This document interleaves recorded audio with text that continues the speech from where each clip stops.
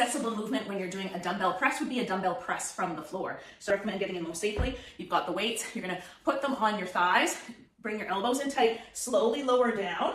That way you don't have to grab the weights in an awkward position and irritate your shoulder before you've even done the lift. Then I'm gonna slide the elbows up to about a 45 to 60 degree angle, not up here, okay? So be aware of where you are in space right here, because that's gonna be the path of the weight. Think about the wrist staying right over top of the elbow. We don't wanna drop out here. You should be able to kind of hang out here and be pretty comfortable. Pack those shoulders blades down and back, brace the core, then the path of the weight is gonna be up into a little bit of an arc. I like to say the weights almost kiss, but not quite. And then I come back down, keeping those shoulder blades back, down and back. So again, shoulders are coming up here, elbows are coming up here, and the path of the weight, when done properly, shoulders down and back, elbows down at about that 60 degree. Again, we're watching for, sometimes what we see is this drift out here. Keep the wrists stacked over top of the elbows. You should feel fairly strong in the whole position. Getting out of the movement, bring the elbows back down, gently lift the head, slowly lower the weights, and then you can use the weights to kind of pull you up into that sit-up position.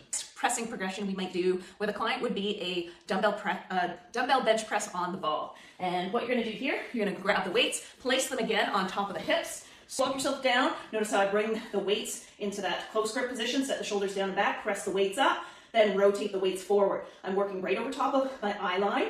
Set the shoulder blades down and back, double check your hip position. Make sure we're not sloppy down here, but we're creating a nice tabletop. Then from here, I'm dropping down in that constant 60 degree angle that we always talk about, dropping to about the level of the shoulders, maybe slightly below, maybe slightly above. Find what feels good for your shoulders.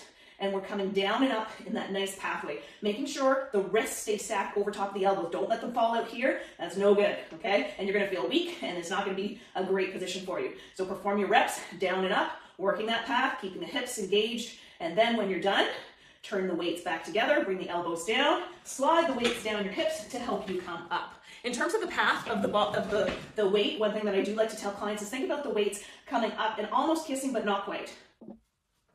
Another great pressing variation is the good old bench press. Let's go over some cues to think about and some things to watch for. So number one, bench setup. Make sure you position the bench so that when you are lying down with your eyes directly underneath the bar, your head is fully supported. Foot position is going to depend on your height. So if you're smaller like me, you're probably going to find feet on the ground puts you into way too much of an arch. So either feet up on top of the bench or feet on an elevated surface. Again, go in the position where you feel most stable and there's a slight curve in your back.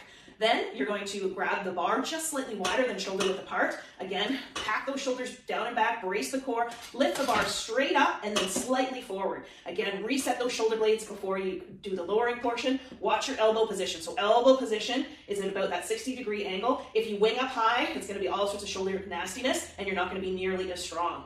So once you've done your reps, you're going to bring the bar up and back over top of eye level. You kind of press it, smack it until you hear the cage take control of the bar, and then you can lower the bar back down.